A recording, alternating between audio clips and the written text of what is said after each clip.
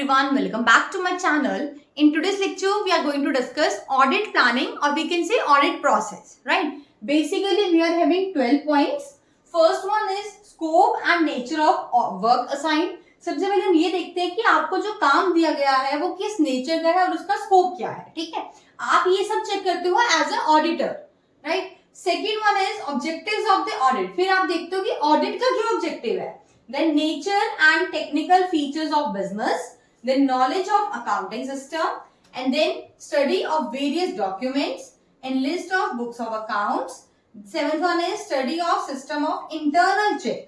Eighth one is knowledge of previous years final accounts, and then you have to check time period of audit. Then you have to give some instructions to your employees. Employees कह सकते हैं या फिर आपके जो clients होंगे, ठीक है? एम्प्लॉयर्स नहीं, जो आपका क्लाइंट है, मतलब जिन्होंने आपको एज अ ऑडिटर अपॉइंट किया है. Then division and distribution of audit work and last one is audit program. ठीक है, तो ये कुछ आपके 12 पॉइंट्स हैं, स्टेप्स हैं जो हमने डिस्कस करने हैं आगे वन बाय वन करके. चलो, फर्स्ट आता है आपका scope and nature of audit work assign. देखो, जब भी ऑडिटर ऑडिटिंग करेगा ना, उससे पहले उन्हें क्या चेक करना होता है कि स्कोप क्या है, मतलब जो ऑडिटिंग कर रहा है उसको क्या डोमेन मिला गया है, किस डोमेन में रहकर वो अपनी ऑडिटिंग करेगा. ठीक है, क्या कहते हैं, before commencing the audit work the auditor should determine the scope of audit. Scope का मतलब क्या होता है कि उनका एरिया क्या है, ठीक है, उनका डोमेन क्या है,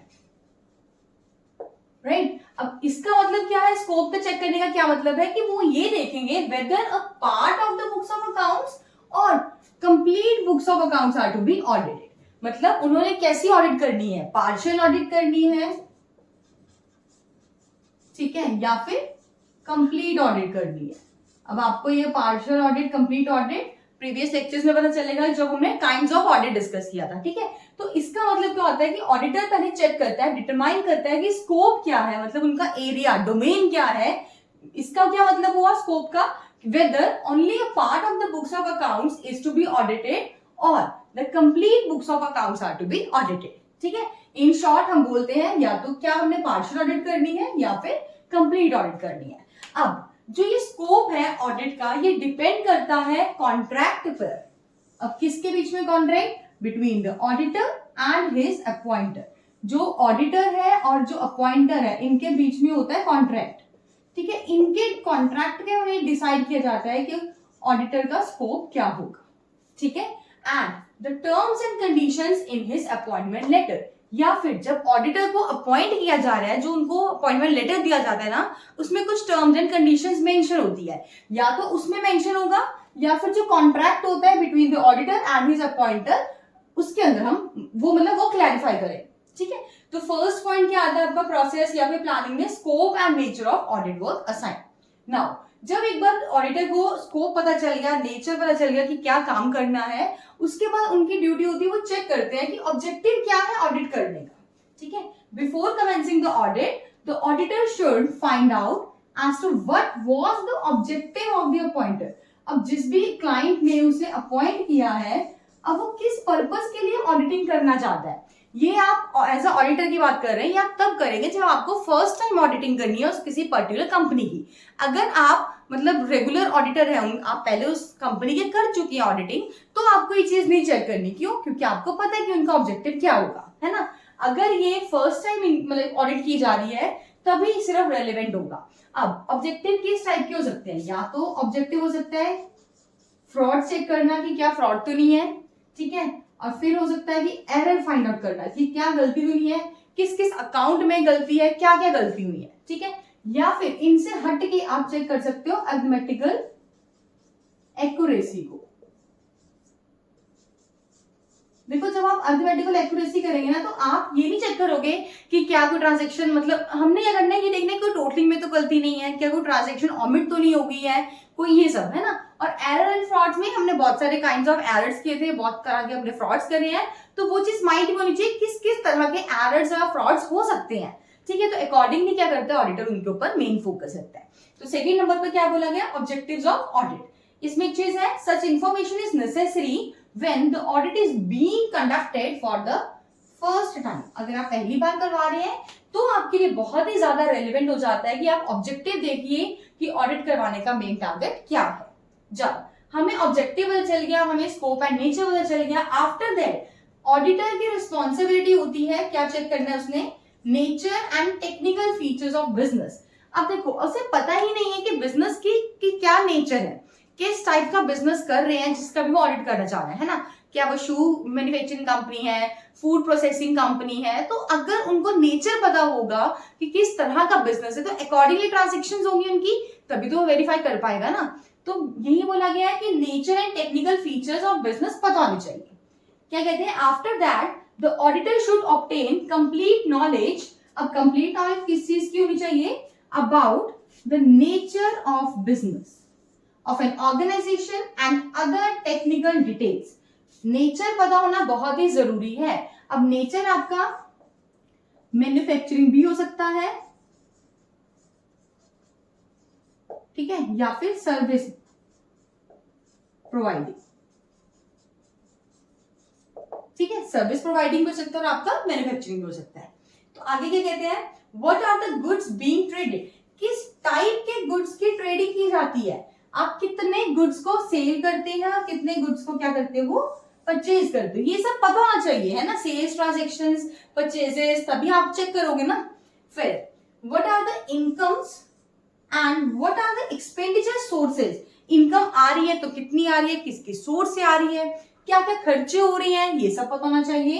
एंड इन्वेस्टमेंट पॉलिसीज, अब इनकम तो देखो हो रही है, अब इनकम को आप इन्वेस्ट कहाँ कर रहे हो, ठीक है ना, एक कंपनी इन्वेस्टमेंट कहाँ कर रही है, उनको ये भी क्लियर होना चाहिए, ठीक है। तो अब फोर्थ पॉइंट आता है नॉलेज ऑफ अकाउंटिंग सिस्टम। देखो अकाउंटिंग सिस्टम की नॉलेज होना भी ऑडिटर के लिए मस्ट है, क्योंकि अलग अलग ऑर्गेनाइजेशंस अलग अलग अकाउंटिंग सिस्टम्स को अडॉप्ट करती हैं। अगर हम बात करें डेप्रिसिएशन की, राइट, अब डेप्रिसिएशन में भी आपके अलग अलग मेथड्स हैं, कोई यूज कर रहा है स्ट्रेट लाइन मेथड, कोई और ऑर्गेनाइजेशन यूज करती है रिटन डाउन वैल्यू मेथड, है ना। सिमिलरली जो आप इन्वेंट्री की वैल्यूएशन करते हैं उनके भी अलग अलग मेथड्स हैं, लाइक लीफो सुना होगा आपने, फीफो, हीफो, ये सब सुने होंगे, है ना। तो अलग अलग ऑर्गेनाइजेशंस, अलग अलग इंस्टीट्यूट्स अलग अलग अकाउंटिंग सिस्टम्स को अडॉप्ट करते हैं, और ऑडिटर तभी अच्छी ऑडिटिंग कर पाएगा अगर उसे अकाउंटिंग सिस्टम्स की क्या होगी, नॉलेज होगी, राइट। अब देखो क्या कहते हैं, the auditor should also have knowledge about, किसकी नॉलेज होनी चाहिए, accounting system being followed by the organisation.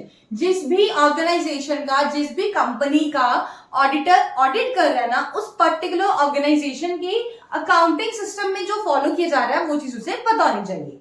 Since insurance companies, banks, educational institutes etcetera all employ different methods, किस चीज के डिफरेंट मेथड्स होते हैं, अकाउंटिंग के, and maintain different books of accounts, इनकी अलग अलग बुक्स ऑफ अकाउंट्स होगी। देखो अगर हम बात करें बैंक की, अब बैंकिंग की अलग बुक ऑफ अकाउंट्स होती हैं, अगर हम बात करें इंश्योरेंस कंपनी की, उनकी ट्रांजैक्शंस कुछ अलग होती है तो उनकी अलग नेचर की ट्रांजैक्शंस होगी।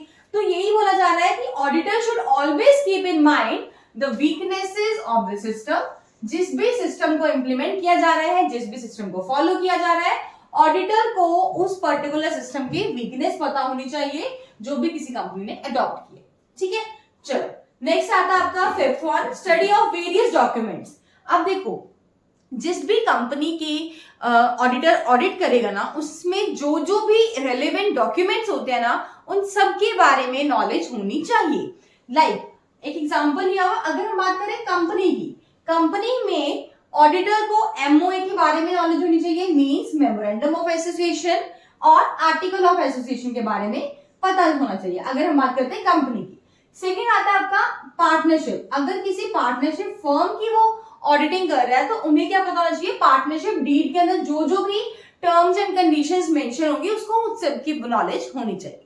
क्योंकि देखो ना, अगर कोई ऑडिट तो तभी चेक करेगा ना कि मतलब कोई प्रोविजन हमने एडहेयर की है नहीं की है, अगर आपको रूल्स पता होंगे, अगर आपको डॉक्यूमेंट्स पता होंगे कि कंपनी के एमओए में क्या लिखा हुआ है, पार्टनरशिप के डीड में क्या लिखा हुआ है ना, तो यही बोला गया कि ऑडिटर को वेरियस डॉक्यूमेंट्स की भी नॉलेज होनी चाहिए। The auditor should have complete knowledge about any law related to the organization whose accounts he is auditing. ठीक है. He should also studies क्या उनसे पता होना चाहिए? Rules and regulations, rules and regulations of the organization in accordance with which the work of the organization is carried out. Now, moving ahead, we are having sixth point, that is list of books of accounts. The auditor should obtain a list of all the books of accounts being maintained by the organization as well as the names of the people who are maintaining the same. First thing आपको पता होनी चाहिए books of accounts कौन कौन सी हैं, ठीक है, आपके पास लिस्ट होनी चाहिए बुक्स ऑफ अकाउंट्स की। सेकेंड, नेम ऑफ पर्सन भी होना चाहिए जो उस बुक्स को प्रिपेयर कर रहे हैं, नेम ऑफ पर्सन। क्लियर? चलो, अब ये आपके 6 पॉइंट्स हो गए हैं। अब हम आते हैं 7th पॉइंट। 7th आपका study of system of internal check. देखो, इंटरनल चेक क्या होता है? एक ऐसा सिस्टम है जिसमें एक पर्सन के जो वर्क को चेक किया जाता है दूसरे पर्सन के द्वारा। लाइक मैंने कोई काम किया, मेरा जो रिपोर्ट आई मैंने वो हैंड ओवर कर दी सेकंड पर्सन को। अब सेकंड पर्सन उसके ऊपर एग्जामिनेशन कंडक्ट करेगा, फिर वो चेक करेगा, ऐसे करते करते हैंड ओवर होता जाएगा up to 3 to 4, 5 to 6 people तक, ठीक है। तो क्या कह रहे हैं कि आप ये चेक करते हैं कि आपके जो ऑर्गेनाइजेशन का इंटरनल चेक है वो कैसा है, आप उसके बारे में क्या करेंगे? स्टडी करेंगे। क्या कहते हैं? Before commencing his work the auditor should conduct in depth examination. किस चीज की एग्जामिनेशन? इंटरनल चेक की, ठीक है, ऑफ एन ऑर्गेनाइजेशन। अब क्या कहते हैं कि इंटरनल चेक होता क्या है? एक ये ऐसा सिस्टम है, it is the system on the basis of which total work of the organization is divided in such a manner that the work is examined simultaneously as it is being done. जैसे ही आपका काम done हुआ, आपने report बनाई, immediately आप ही की report को कोई और पर्सन चेक करेगा, ठीक है। एक बार दोबारा देख लेते हैं। It is the system on the basis of which the total work in organization is divided in such a manner that the work is examined simultaneously as it is being done. Now, next point is knowledge of previous year's final account. देखो क्या कहते हैं, आपको आपके previous years के जो final account है ना उनकी भी नॉलेज होनी चाहिए। अगर आप फर्स्ट टाइम कर रहे हो फिर तो प्रीवियस ईयर का कोई क्वेश्चन राइज नहीं होता है ना। अगर आप बार बार उसी ऑर्गेनाइजेशन की ऑडिट कर रहे हैं तो अगर देखो कोई पर्टिकुलर टॉपिक है, लाइक अगर मैं बात करूं परचेज उठा लेते हैं हम, ठीक है। लास्ट टाइम जब हमने ऑडिट की थी ना तो परचेज बुक में हमें क्या मिले थे? एरर्स देखने को मिले थे। तो जब हम इस बार ऑडिटिंग करेंगे ना परचेज बुक के ऊपर ज्यादा क्या करेंगे? हम फोकस करेंगे, ठीक है। तो इससे हिंट मिल जाता है आपको, अगर आपके प्रीवियस ईयर के जो फाइनल अकाउंट्स हैं अगर उनमें आपको किसी भी तरह की डिस्क्रिपेंसी दिख रही है तो आप अब जब अपनी ऑडिटिंग करेंगे तो उनके ऊपर आप ज्यादा एम्फेसिस करेंगे, ठीक है। तो इसीलिए बहुत ज्यादा इंपॉर्टेंट हो जाता है कि आप प्रीवियस ईयर के जो फाइनल अकाउंट्स हैं उनको अच्छे से स्टडी करो। Next, time period of audit. देखो, आपको पता होना चाहिए कि आप कितने समय के लिए ऑडिट कर रहे हो। क्या आपकी ऑडिट कॉन्टिन्यूस है? राइट। क्या आपकी ऑडिट इंटरिम है? क्या आपकी ऑडिट पीरियोडिक है? आपको अपनी ऑडिट का टाइम पीरियड पता होना चाहिए, तभी तो आपको पता लगेगा ना कि मुझे रिपोर्ट सबमिट कब करनी है। देखो, कॉन्टिन्यूस क्या होता है? रेगुलर करते हैं, कॉन्टिन्यूटली चलता रहेगा through out the year, but क्या होगा? या तो रेगुलर इंटरवल्स होंगे या आपके इरेगुलर इंटरवल्स होंगे। और इंटरिम में क्या होता है? विद इन, आप ईयर के बीच में कभी भी ऑडिट करवा देते हैं। पीरियोडिक क्या है? At the end of your financial year, है ना। तो ऑडिटर को जब भी वो ऑडिट करता है उससे पहले उसका अपना टाइम पीरियड क्लियर होना चाहिए, ठीक है। Next, instructions to employers. देखो क्या कहते हैं, जिस भी ऑर्गेनाइजेशन या जिस भी क्लाइंट की आप ऑडिटिंग करते हैं ना, आप उनको इंस्ट्रक्शंस देंगे। क्या इंस्ट्रक्शंस देंगे? कि वो लिस्ट बनाकर रखें अपने डेटर्स की एंड क्रेडिटर्स की। उनके कितने डेटर्स हैं, कब डेटर्स अराइज हुए थे, क्रेडिटर्स कितने हैं, ठीक है, कितने रुपीस का किस क्रेडिटर से सामान लिया हुआ, ये सब। सेकंड थिंग, उनके पास लिस्ट होनी चाहिए उनके बैड डेट्स की, ठीक है, या फिर डाउटफुल डेट्स की। ये सब या फिर हम बोल सकते हैं रेवेन्यू एक्सपेंसेस क्या है, कैपिटल एक्सपेंडिचर्स क्या है, ये सारी मतलब इंस्ट्रक्शंस वो देंगे, ठीक है। फिर आता है लास्ट में division and distribution of audit work. अब आप खुद बताइए, जो भी आपका सीए है क्या वो इंडिविजुअली हर काम खुद से करेगा, A to Z starting to ending, क्या वो सारा वर्क ऑडिटिंग का खुद करता है या उसने आगे कुछ अपने असिस्टेंट रखे होते हैं? ऑफ कोर्स असिस्टेंट तो होंगे ना। तो सीए का जो असिस्टेंट होता है हम उसे बोलते हैं आर्टिकल्ड क्लर्क्स, ठीक है। आर्टिकल क्लर्क्स क्या होते हैं? ये हमारे सीए के असिस्टेंट्स होते हैं, ठीक है।